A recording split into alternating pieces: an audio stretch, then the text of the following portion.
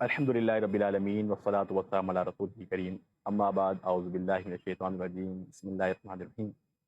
معزز ناظرین کرام، السلام علیکم ورحمۃ اللہ وبرکاتہ۔ انسان اللہ رب العالمین کی رضا حاصل کرنے کے لیے فرائض کے ساتھ نوافل کا بھی اہتمام کرتا ہے۔ نوافل کی کئی اقسام ہیں، انہی میں سے ایک صلاۃ التسبیح نماز تسبیح بھی ہے۔ نماز تسبیح، اس کے متعلق سنن ابو داؤد کے اندر صحیح روایت ہے کہ اللہ کے نبی کریم صلی اللہ علیہ وآلہ وسلم نے اپنے چچا سیدنا عباس بن عبد المطلب رضی اللہ تعالیٰ عنہ کو فرمایا کہ اے چچا، کیا میں آپ کو ایسی نماز نہ بتاؤں جو آپ کے گناہوں کو معاف کرنے والی ہے، اور حدیث کے الفاظ کے ظاہری، پوشیدہ، حتیٰ کہ صغیرہ اور کبیرہ گناہ بھی معاف کرنے والی ہے۔ تو یہ بڑی عظیم فضیلت آپ نے بیان کی، اور بیان کرنے کے بعد آپ نے اپنے چچا کو اس نماز کا طریقہ سکھلایا ہے۔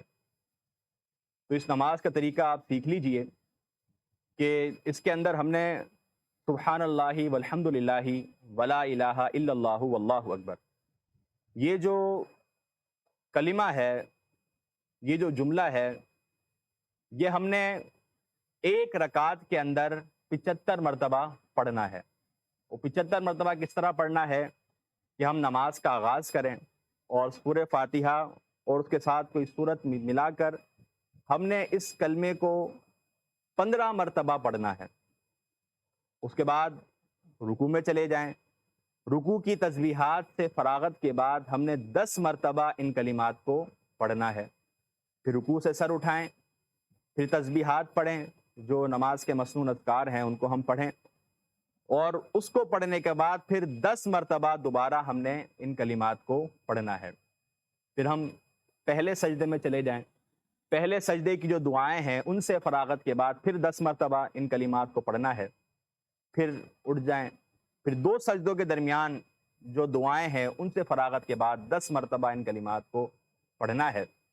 پھر آپ چلے جائیں دوسرے سجدے کے اندر، دوسرے سجدے کے اندر بھی اسی طرح آپ نے دعاؤں کو، جو سجدے کی دعائیں ہیں ان کو پڑھنے کے بعد 10 مرتبہ ان کلمات کو پڑھنا ہے۔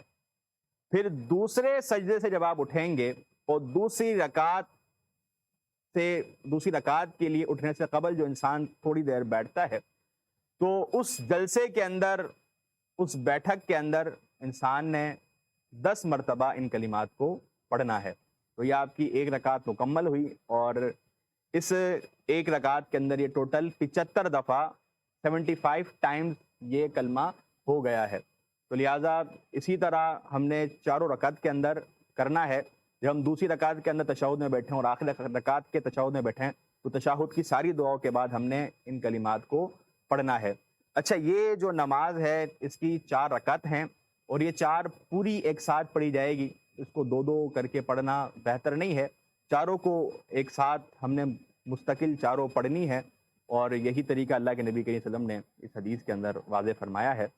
تو اس کی فضیلت اللہ کے نبی کریم صلی اللہ علیہ وسلم نے واضح فرما دی کہ سارے گناہوں کو انسان کے معاف کرنے والی ہے، اور آپ نے تاکید کی اپنے چچا جان کو کہ چچا، آپ کوشش کریں کہ اس نماز کو روزانہ پڑھیں، روزانہ نہیں تو مہینے کے اندر، مہینے میں نہیں تو سال کے اندر، اور اگر سال میں نہیں تو کم از کم زندگی میں 1 مرتبہ آپ نے اس نماز کو ضرور پڑھنا ہے۔